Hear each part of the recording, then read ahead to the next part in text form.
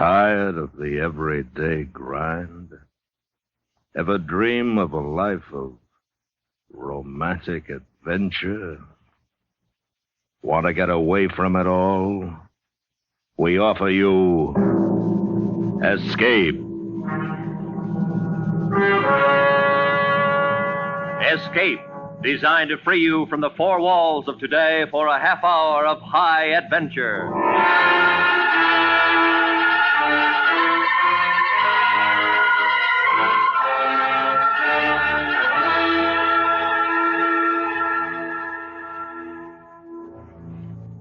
You are a farmer, peacefully working the soil, planting your crops.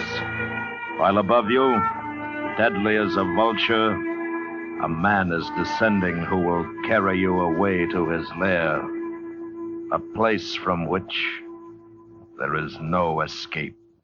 So listen now as Escape brings you Stacy Aumonier's exciting story, A Source of Irritation.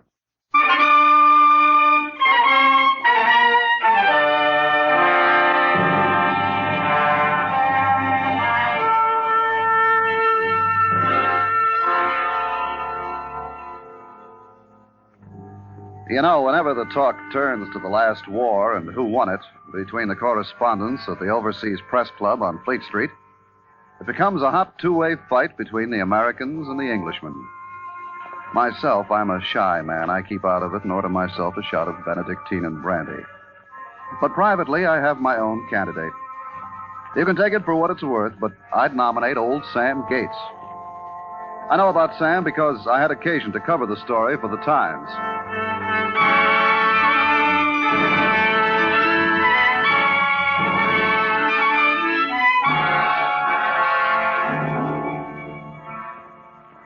It was during the days of the Blitzkrieg. The Netherlands, Norway, and Belgium had already fallen before the German panzer divisions, and the British Expeditionary Force was doing its grim best to help out in France. Old Sam Gates was on Mr. Dodge's farm in Halversham, hoeing turnips and waiting for his niece Aggie, who arrived twice daily, at dawn and at tea time, with his parcel of food. Hello, Uncle. Yeah? Oh, hello, Aggie. Oh, well, Uncle, is there any news? You asked me the same question yesterday. Did I? Yes, and the day before that. Well, it's another day. Any news today? News? What do you want, girl? What news should there be? Well, no harm asking. You have my food. Here you are, Uncle.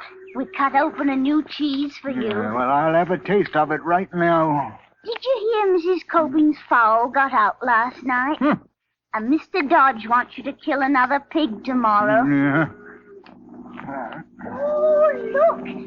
It's an aeroplane, Uncle. I got ears. Bloody nuisances of the war, these aeroplanes. Ours and theirs. Oh, Uncle, did you know that Mrs. Hardwick's nephew Clarence has joined up? He's flying a Spitfire. I knew he'd never amount to much. Well, Mrs. Hardwick says that... Aggie, girl, the cows need milking. Oh, all right, Uncle. You needn't get cross. I'm going. Yeah. Bloody morning. If it ain't the girl, it's the aeroplanes.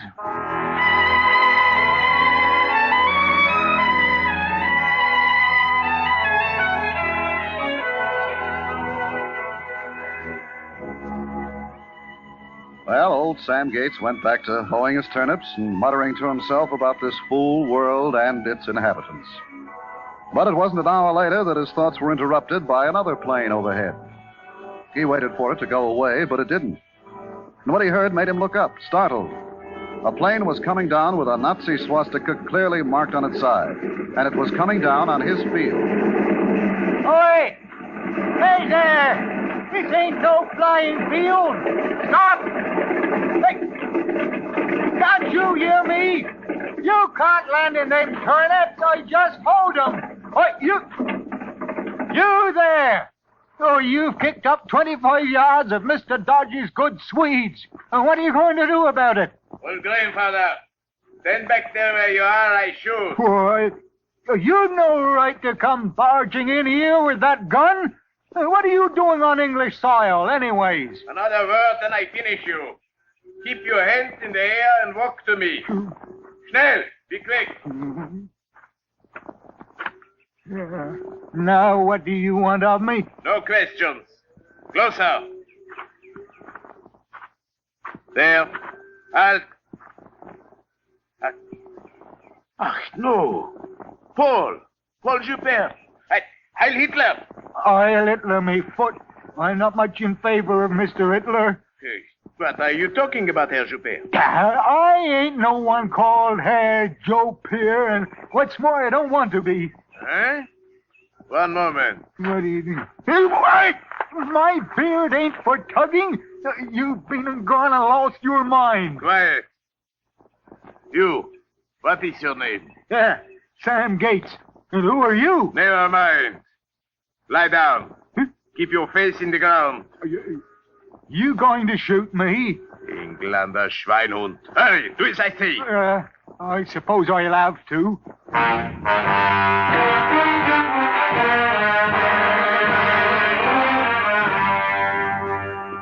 Old Sam Gates did as he was told, and the pilot went to work on the engine of his photo reconnaissance plane.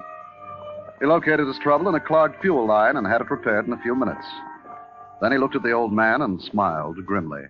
You, old man, get in the plane. Well, what are you talking about? I ain't imitating fish nor bird. A man's 2 feet belong on the ground, and that's where mine is staying. No discussion. Get in or I shoot. Well, what do you want me for? Get in. You are going back with me.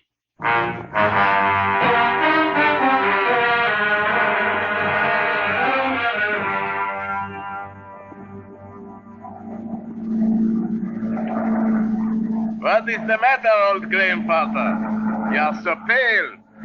What if I am? I ain't been in the hands of a madman before. I want to be set down this minute. I can't be flying about the country with hoeing still to do and Mr. Dodgy's turnips only half thinned. Turnips. Hey, what's that noise from? You're Englishmen. They are shooting at us. Who? Better say your prayers, grandfather. Oh, I've been praying, but I can't decide whether I want the Almighty to strike you down or save me.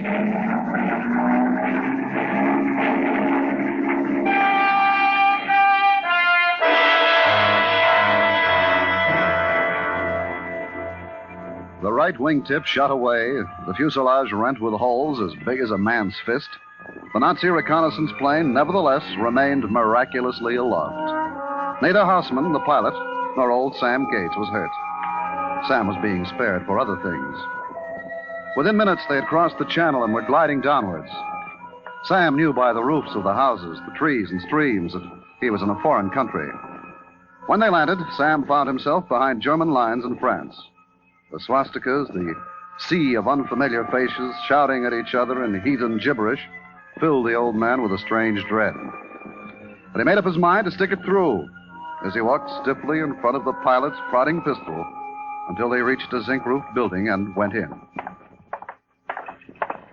Oh, yeah. Well, I'm going as fast as I can. That airplane ride shook me up a bit. Heil Hitler. Heil Hitler. Gib den Hausmann the Zigarre von Schlegel. General is occupied, Herr Captain. I must see him. Tomorrow morning. It is a matter of extreme urgency. Take me to him immediate. Very well, Herr Captain.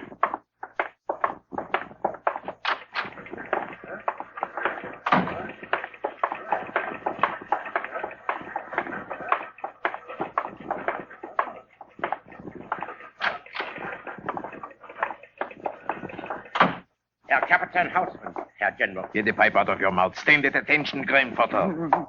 Heil Hitler. Heil Hitler. Now, what is the meaning of this, Hausmann? Who is this old farmer? I brought him from England, Herr General. Hausmann, have you gone mad? That he has. Mad as a March hare. Without a by your leave, he comes thundering out of the sky, kicking up 25 yards of good turnips, and snatches me from me honest toil to go flying off with them. Quiet, you. Herr General, Please, look at him closely. What do you expect me to see, houseman? No.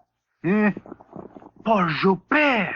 I never heard of any Paul Joubert. My name is Sam Gates, and as much as your flying machine grinds a man's bones to dust, I'll expect you to have one deliver me safe and sound to Mr. Dodge's farm on my native soil, or the king will hear of this. This is not Paul? No, Herr General. Joubert is now a gardener at the convent of St. Eloise, at Maillet-en-Honor, 100 feet from British field headquarters in Paris. I know where he is supposed to be. What is the point of all this, houseman?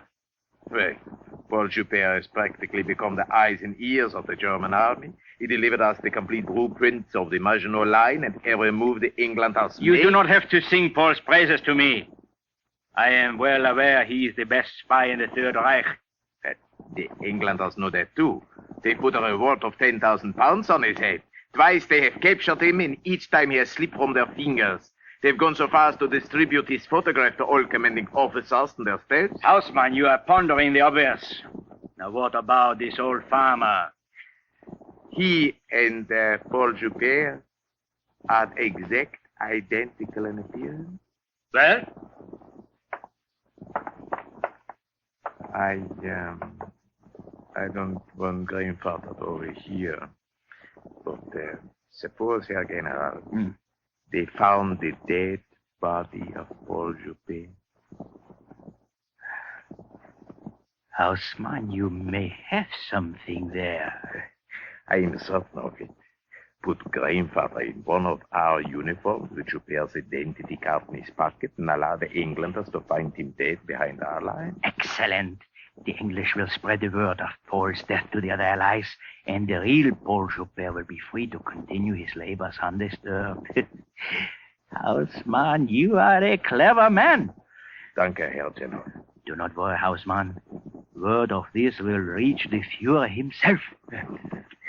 But now we do not have a moment to lose. The English are attacking Hill 701, which we are abandoning within the hour to straighten our lines. The perfect place for our little plan. Take up a Lieutenant Schutz with you. Ja, mein Herr. Keep the farm at the front lines until the order for retreat is given. Then shoot him, but do not disfigure him. And be sure to lay him out face upwards. I understand perfect. Proceed immediately, Houseman. Heil Hitler! Heil Hitler!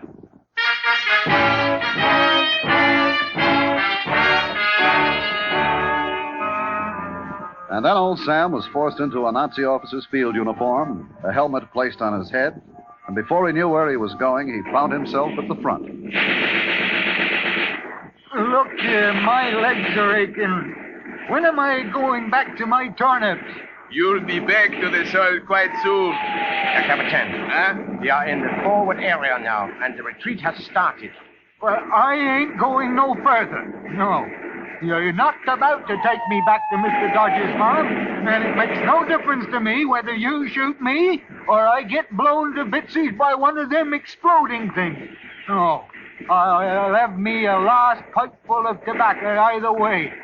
Oh, dread, this bucket of tin keeps falling over my eyes. Keep moving and keep that helmet on your head. Down! Herr Captain, that was too close. They have the range. Let us shoot him and get out of here. Yeah. All right, grandfather. You can have your pipe full of smoke now. Are you ready to shoot? Jawohl. And fire!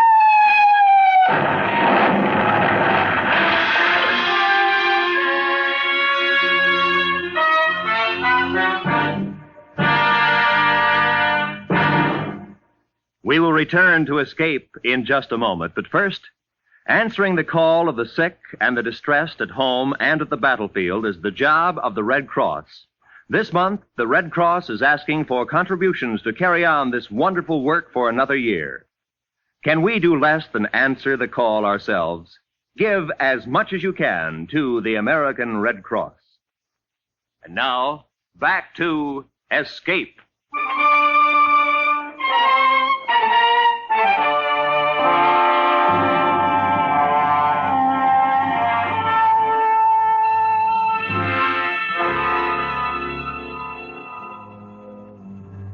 That same day, the sun was hot in the midday sky, as an hour later, a forward patrol of English Tommies rounded Hill 701 and saw the bodies of Lieutenant Schutz, Captain Houseman, and behind a rock, old Sam Gates, lying with his pipe still in his hand.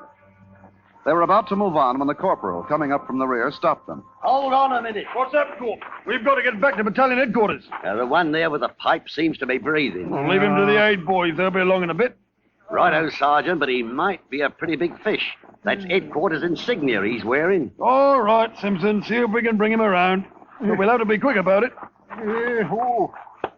The sun must have struck me down. Ooh, give me an awful set of dreams. Oh, my poor Red. Can't make out what he's saying. Come on. Give him a hand. Get him up. We got to get a move on.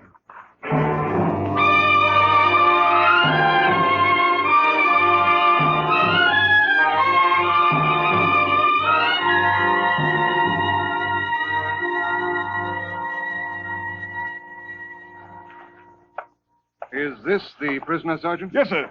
He's a bit shaken, but otherwise he's all right, sir. Seems to understand English. Name? Sam Gates. Rank? Don't know what you're talking about. Rank. Army rank. Well, I've nothing to do with any armies. You mind telling me where the devil I am? Huh? Speaks English like a native. Your identification card, please. Zigdina identification Karte. Look here, what are you talking Nazi for? You're an Englishman, same as I am. Search him, Sergeant. Yes, sir. Here you are, sir. Thank you, Sergeant. Well, the master spy himself, Paul Lupin. Hell, you won't get away from us this time, Paul. Well, has the whole world gone daft? My name is Sam Gates, and I was christened so by me maiden Aunt Christina. And I'm no Paul Joe Peer, and I never was. Good show, Paul. Good show. My name ain't Paul. I can tell you where I was born and bred and who my wife is. Yes, I'm sure you've got your story worked out to the last detail, but it won't do you a bit of good. You were tried by our court-martial September last, and the verdict still holds. You're going to be executed as soon as possible. Make out the order of execution, Lieutenant. Yes, sir. And you better take the staff car and run down to division headquarters and have General Cartwright sign it. I really don't have much time, sir. The battalion has orders to move forward. Can't you proceed on your own authority? Not with General Cartwright. He worked his way up through the ranks, and he never quite got over it. Yes, sir. He doesn't like it much if you get your officer's commission out of the university. I know. Well, and in particular, he's never forgiven me for having graduated from Oxford. Well, capturing Dupere is going to be quite a feather in your cap, sir. Yes. Well, I'll get going, Lieutenant. The General wants to witness the execution. Tell him we'll be over at the bombed-out farmhouse. Yes, sir.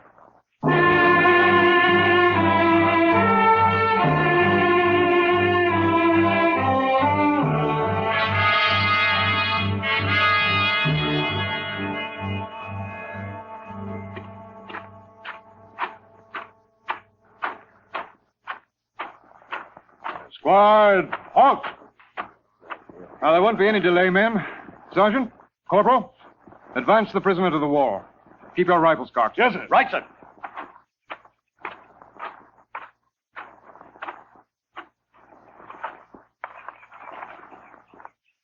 Paul Dupere, have you anything to say before the sentence is executed? My name is Sam Gates, and if I was 20 years younger, I'd give you a punch in the ruddy eye. Why, you had me guilty before I opened my mouth. You can go to bloody blue blazes. Oh, very well. Is there any last request you have to make? I want to smoke out a last pipe full of tobacco in peace and quiet. And I don't want none of that white cloth blinding me eyes. Request granted. Begging your pardon, sir, but the General's driven up. All right, Sergeant. All right, Mosley. What's this all about? Is that Paul Dupere? Yes, sir. A most remarkable man. He not only bothered to learn English, but he even went to the trouble of mastering our local dialects. Calls himself Sam Gates. Had me fooled at first, sir, but I kept after the scent. Bring the prisoner here. Right, sir. But I'm afraid you won't get much out of him. He sticks to his own story. Sergeant, march the prisoner forward.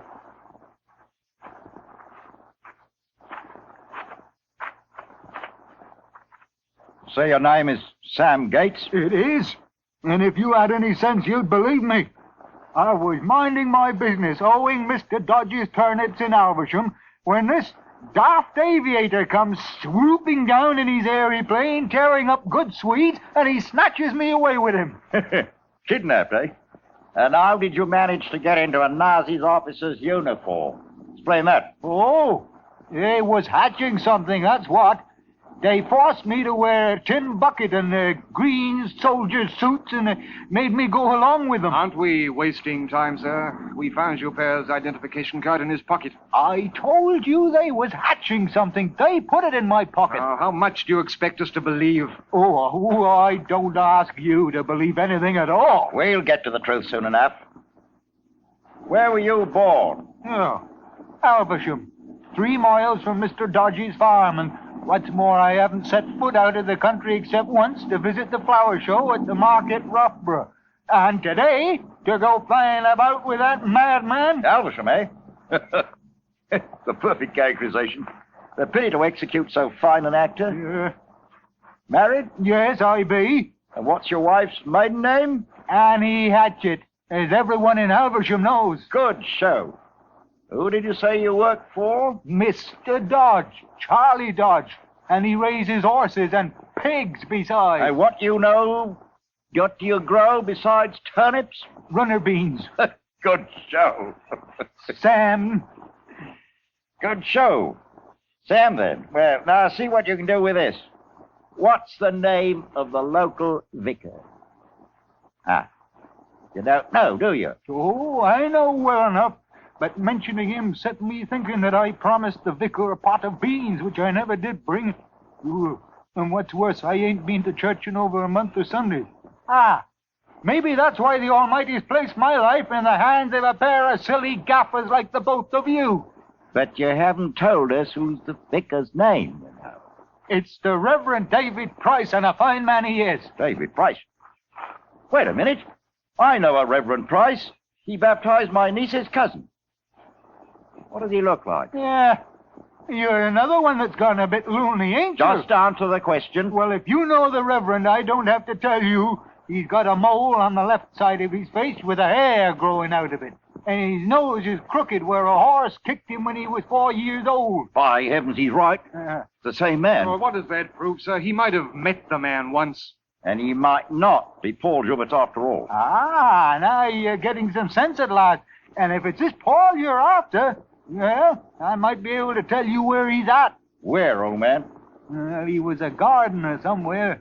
Don't rightly remember. I couldn't make out much of what they were saying. No fear. Afraid we might be able to check up on it, eh? Oh, it's coming to me. There's some convent near the army headquarters in Paris. Mighty No, that's it. Mountain-on-No? The convent St. Eloise, Mountain-on-O? Colonel?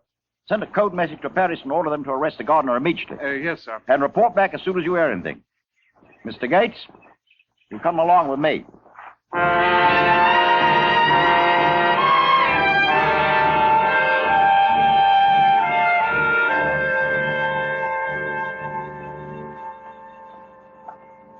Colonel Mosby reporting to the General, sir.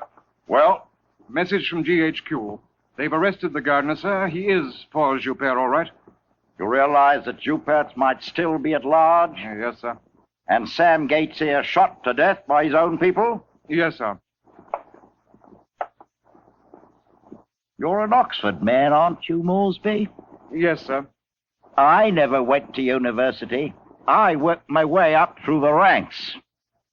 Dismiss!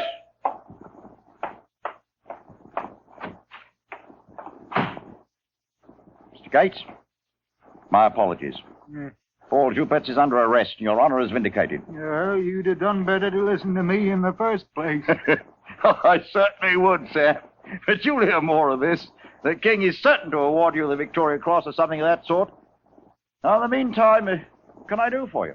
Well, I want to get back home. That can be arranged. Yeah, but I'd like to get home at tea time. What time's that? Well, 5 o'clock or thereabouts. Wait a minute. Yes, sir. Ring up Wing Commander Jennings, RAF headquarters. Yes, sir.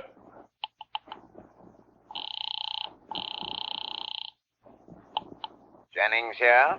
General Cartwright, sir. One moment. Wing Commander Jennings, sir. Right. Wing Commander Jennings speaking. This is General Cartwright. Have you flown the dispatch case out yet? Oh, not yet, sir. Good. There's a little matter which concerns the honor of the British Army. Oh, what's that, sir? A friend of mine's here, Sam Gates. He's come over from England to give us some valuable information.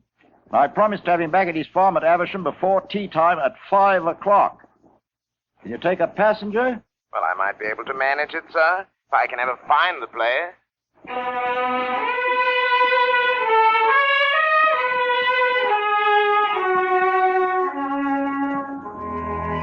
At a few minutes before 5, Wing Commander Jennings landed his light plane on Mr. Dodge's farm, being very careful to tear up as few turnips as possible. The commander shook hands with Sam and flew inland. The old man watched him and went slowly along and completed a line of turnips he had begun in the morning, as he watched for his niece Aggie to arrive with his parcel of food.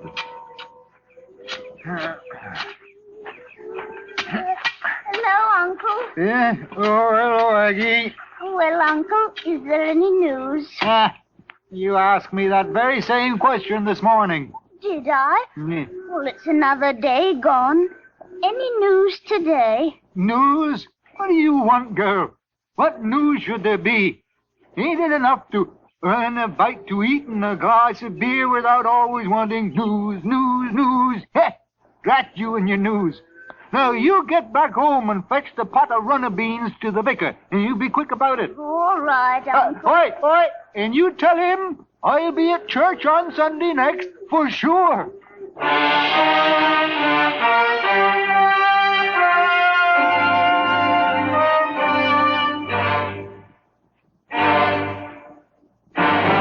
Under the direction of Anthony Ellis, Escape has brought you A Source of Irritation by Stacy Ammonier, adapted by Meyer Dolinsky, and starring Ben Wright as Sam.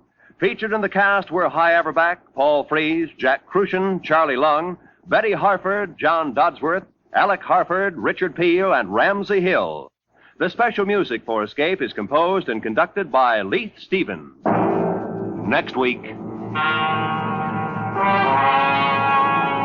You are in the suffocating depths of a jungle, listening to the words of your companion, while the native people, seemingly friendly and quiet, are awaiting the moment to strike, which when they do will mean a fate from which there is no escape. So listen next week when Escape brings you Somerset Maugham's exciting story, The Outstation.